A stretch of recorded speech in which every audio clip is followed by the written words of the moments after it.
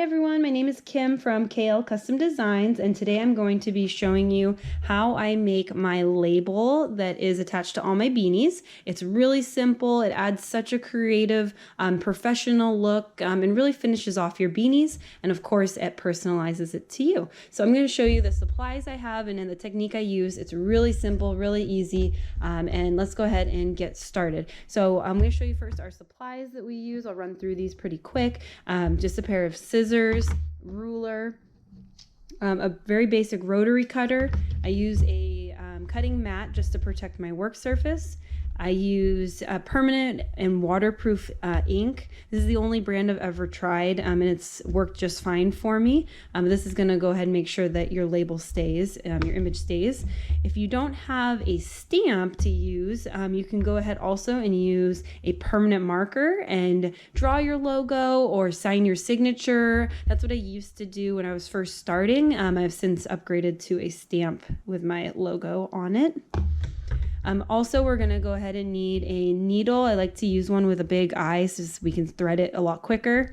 The thread I'm using is going to be the craft and button type of thread. It's a lot thicker, you can see, and it's going to work a lot better. I also like to use contrasting colors to whichever of the label material I use. I just kind of like that look, how it stands out.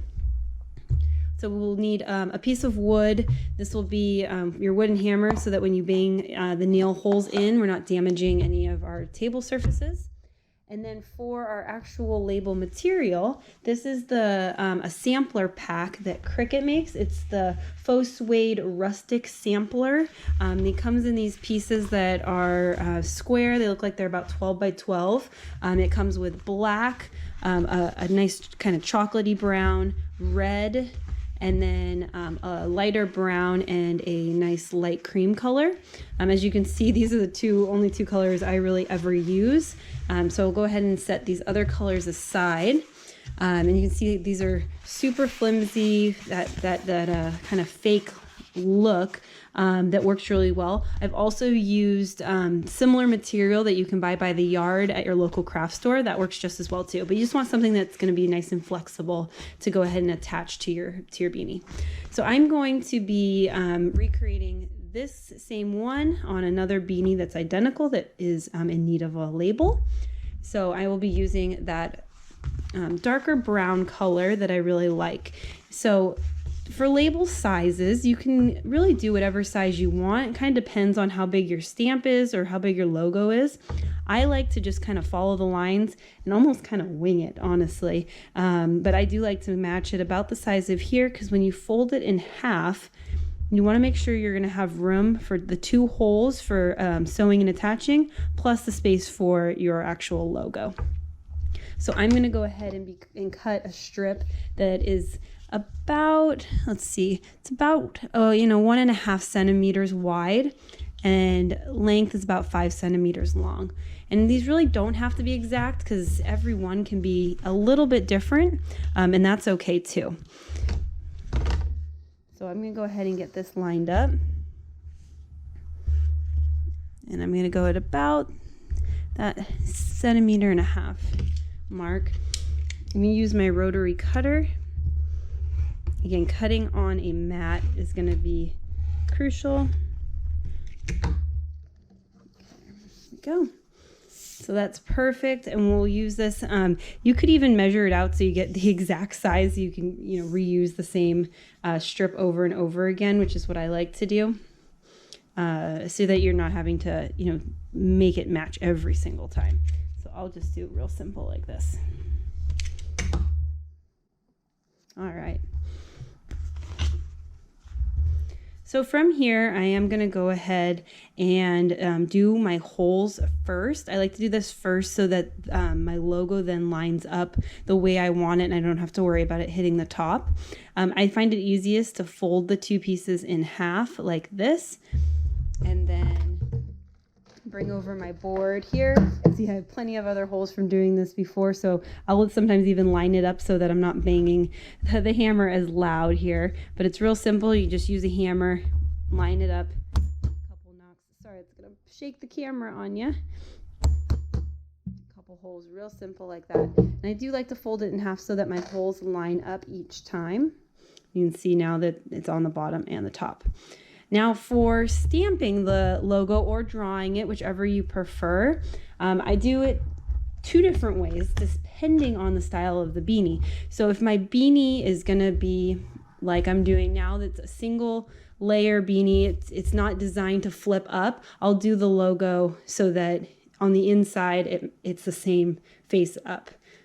However, if I was doing a beanie with a fold design where it's a longer style and there's the option to roll it up, I would make sure then that the logo on the inside is face up this way so that when the user folds it up, they can see the logo facing the correct way and not upside down. So depending on the beanie style, you'll want to make sure that you stamp your logo accordingly. So for this one, it's going to be just a standard straight up and down on both sides.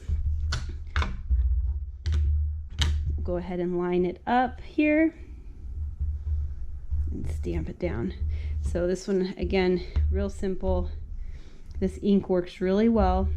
And I just do a little bit of pressure and get my stamp in there. Perfect. So whichever one I end up liking better for my logo is the one I'll use on the outside.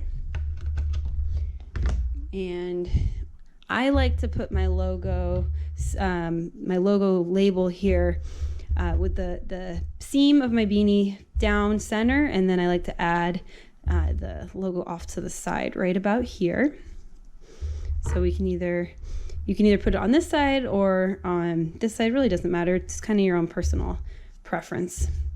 And for this one, I am going to use black thread. I like that contrasting look that it provides. Do this.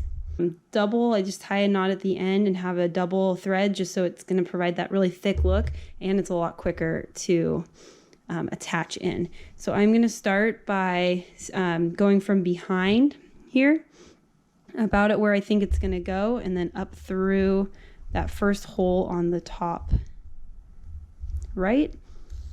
And I don't pull through all the way, and I'll show you why. It's a little trick I do to attach so I don't have to actually tie it in. Go back down the sides here, and I am going to, because this is such a chunky beanie, I do want to make sure I come up in a stitch so it's going to have something to hold on to, and go right here into the bottom underneath side.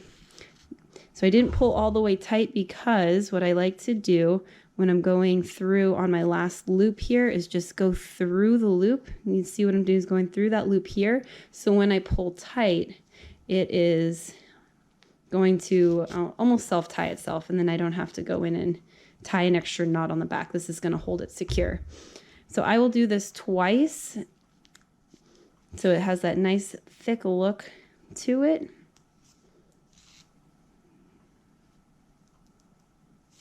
There we go. You can see that. It's giving it a nice crisp look, and that is going to be plenty. There we go. And to finish it off, nothing fancy here. All I'm going to do is tie a couple knots, double knots here to make sure that it stays secure. And because we started the first stitch behind the label, once we tie our knots, it's going to hide right behind, and you actually won't even see your knots. That is secure. Cut these nice and tight. And you can see it floats and hides right behind your label. So now you have a really cute custom label that took all of a couple minutes to do, and this is going to provide a lot of character to your beanie, and you know, of course, it's your brand, so that's the fun part as well. So I hope this video was helpful for you. I hope you find some use and start adding some labels to yours now that you see how easy it is. Thank you, and I hope you guys have a great day. Cheers, my friends.